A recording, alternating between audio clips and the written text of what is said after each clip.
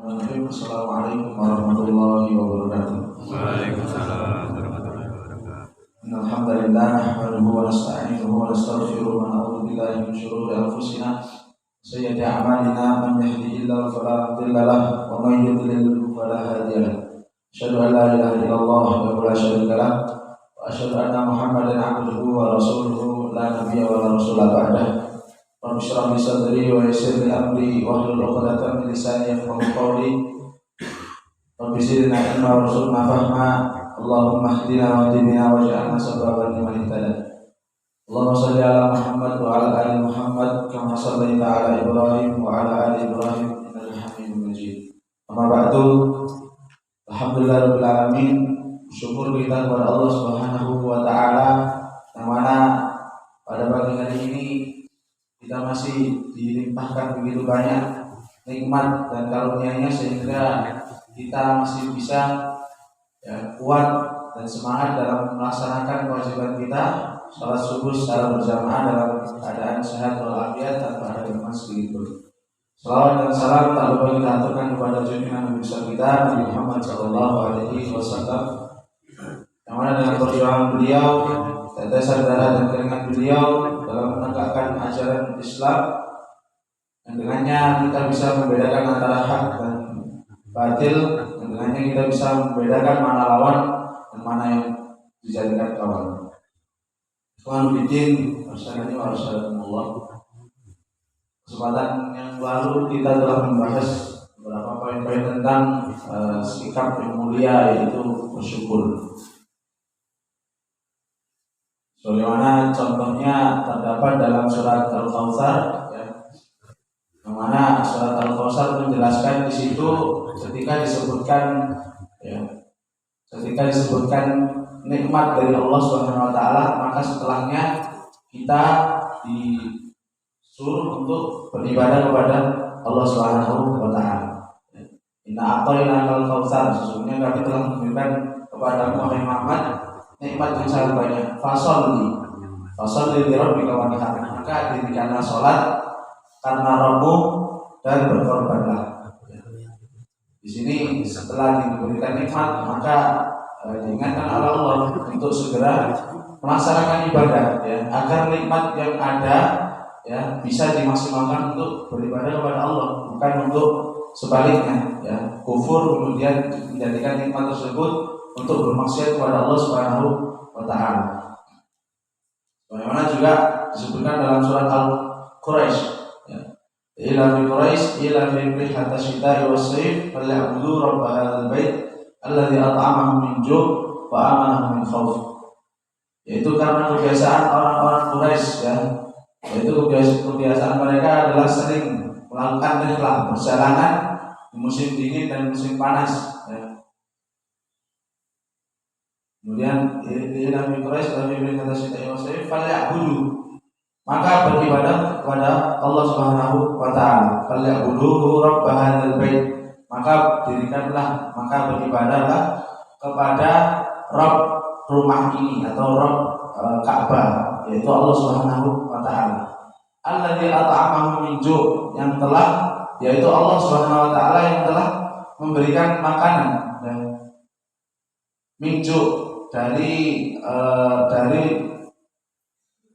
kepada kalian untuk menahan rasa lapar, wa amanahum min khauf, dan memberikan rasa aman kepada kalian dari rasa takut.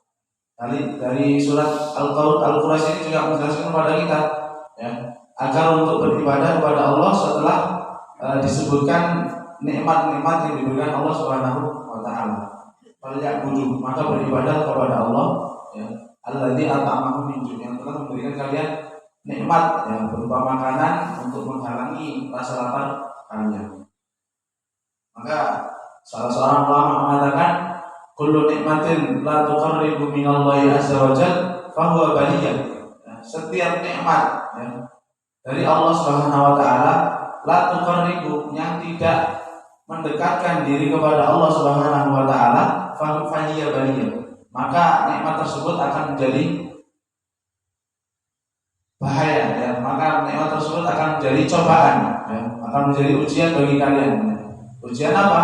Kelak akan diuji ketika di hari kiamat akan dipertanggungjawabkan di hadapan Allah Subhanahu wa taala sebagai pemberi nikmat ya. Sebagaimana dalil yang sering sekali kita dengar ya, in syakartum la azidannakum wa la in kafartum inna adzabi lasyadid. Apabila kalian bersyukur maka aku akan menambahkan nikmat tersebut, namun apabila kalian kufur maka tunggulah bahwasanya azabku sangatlah pedih ya. Ini merupakan balasan bagi orang yang tidak mau mensyukuri nikmat Allah Subhanahu wa taala, balasan bagi orang-orang yang kufur terhadap nikmat Allah Subhanahu wa taala.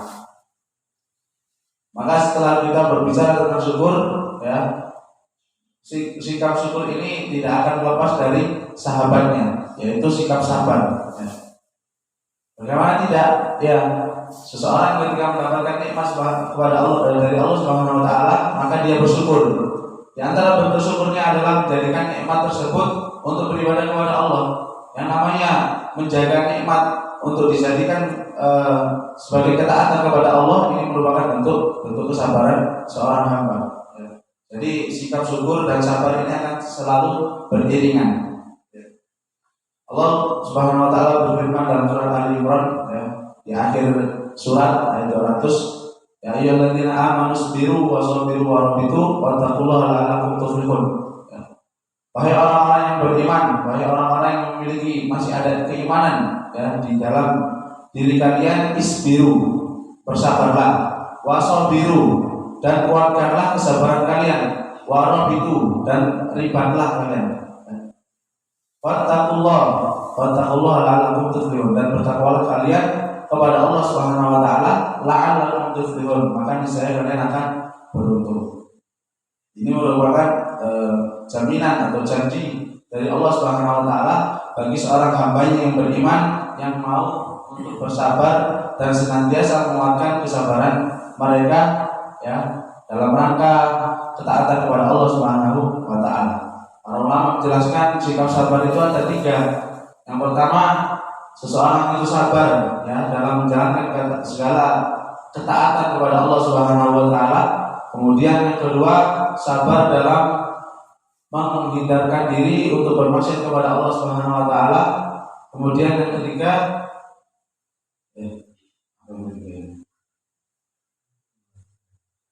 yang pertama sabar untuk ketaatan kepada Allah, kemudian kedua sabar meninggalkan maksiat kepada Allah, yang ketiga saya lupa. Oh ya, yang ketiga sabar ketika menghadapi musibah yang diberikan oleh Allah Subhanahu wa taala. Ketika kita mampu untuk menghadapi ya ketika kondisi ini dengan sabar, maka janji Allah Subhanahu wa taala la'allakum tuflihun, kalian akan menjadi orang yang beruntung, itu akan ditepati oleh Allah Subhanahu wa taala, karena Allah tidak pernah menyelisihi janji.